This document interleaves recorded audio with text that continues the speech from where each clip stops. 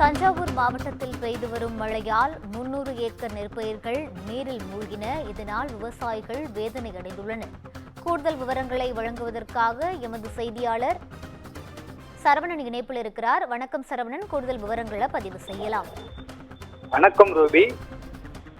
தஞ்சாவூர் மாவட்டத்தில் தொடர்ந்து 3 நாட்களாக மழை பெய்து வருகின்றன. தஞ்சை மாவட்டத்தில் பெய்து வரும் தொடர் கனமழையால் உப்புண்டார்பட்டி, தெக்கூர், கருக்காடிப்பட்டி உள்ளிட்ட பகுதிகளில் சுமார் 300 ஏக்கர் தாளடி நெற்பயிர்கள் தண்ணீரில் மிதக்கின்றன.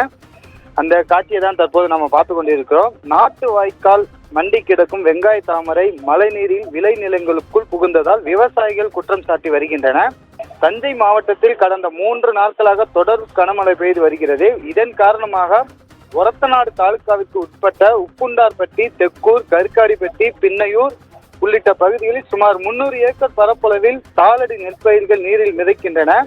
நடவு செய்து 30 நாட்கள் ஆன வயல் உரங்களில் தெளிக்கப்பட்ட நிலையிலும் 3 நாட்கள் பெய்த மழையினால் தண்ணீரில் கரைந்து விட்டதாகவும் வேதனை தெரிவிக்கின்றன விவசாயிகள்.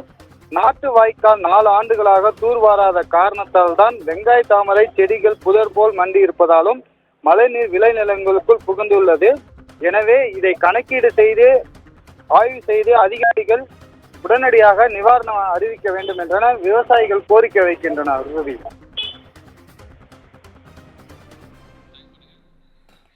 விவரங்களை வழங்கியமைக்கு நன்றி சரவணன்.